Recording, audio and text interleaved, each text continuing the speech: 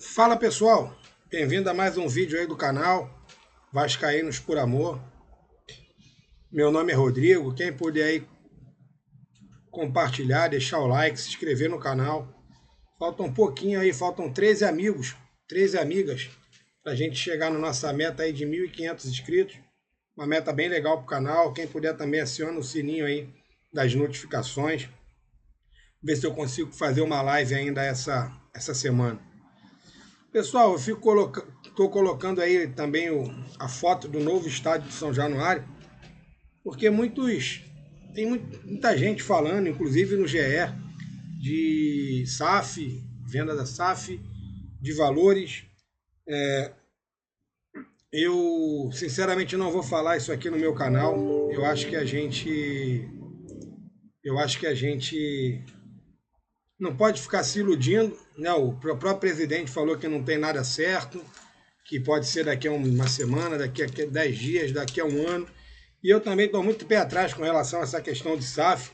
Você vê aí o Botafogo, a torcida do Botafogo empolgada, todo mundo feliz da vida, campeão brasileiro, campeão da Libertadores.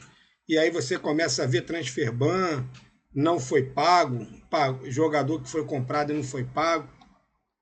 Mesma coisa que aconteceu com o Vasco, comprou o Léo Pelé, não pagou, revendeu para o Atlético Paranaense, também não pagou o São Paulo, e aí depois colocou na RJ. Então, assim, eu fico muito desconfiado dessas questões de SAF. Né? Não sei se realmente é como o Pedrinho falou, uma SAF certeza de que o clube ficará resolvido para o resto da sua vida. Eu, sinceramente, não consigo mais confiar na quantidade de coisa que eu vejo aí em relação à SAF. Mas, galera, potencial construtivo. Ninguém fala mais nada, né? Eu acho que o potencial construtivo é muito importante. Clubes que não são SAFs, né, como o nosso rival, o próprio Fluminense, são clubes que estão conseguindo se autossustentar com o estádio. Você pega o Flamengo, tem renda de 4, 5 milhões num jogo, o Vasco tem de 300 mil, 400 mil, quando é muito 700 mil, não chega a 1 milhão de renda em São Januário.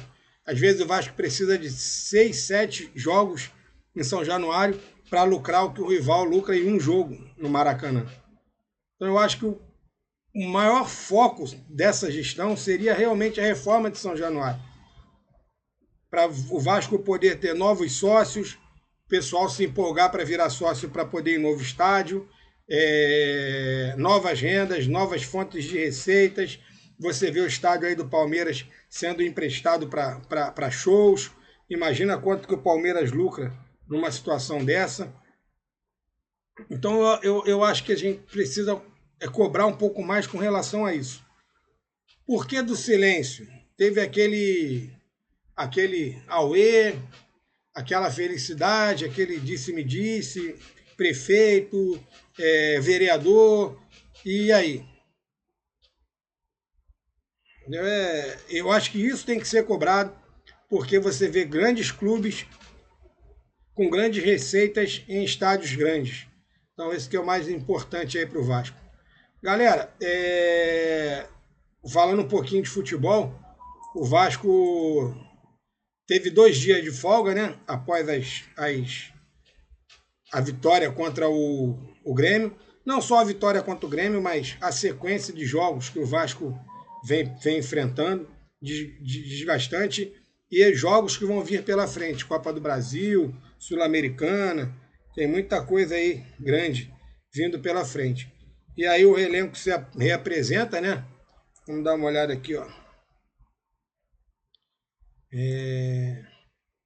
Após 2 dias de folga, o time do Vasco se reapresenta nesta quarta no CT Moacir Barbosa, com semana livre para Renato Gaúcho trabalhar o elenco, por conta da data FIFA. O time volta a campo somente no dia 1º de abril contra o Coritiba pelo Brasileiro. Mesmo com menos de um mês no comando do time, o treinador acredita que os jogadores já assimilaram sua forma de jogar. A sequência de 4 jogos de invencibilidade testemunha a favor deste pensamento, mas não só esconde a necessidade de ajustes tanto no setor defensivo quanto no ofensivo. Andrés Gomes e Pumas, por estarem a serviço das seleções de Colômbia e Uruguai, não estarão nos CTs no próximo dia. O colombiano enfrenta a Croácia e a França, contra o Uruguai. Mas o Andrés Gomes também tomou o terceiro cartão, né? Teoricamente, a gente achou que ele ia descansar, mas provavelmente não vai descansar. Deve atuar provavelmente em alguns jogos, também nessa viagem, não vai ficar de fora. Do jeito que tem jogado bem no Vasco, é muito provável que tenha chance na seleção colombiana.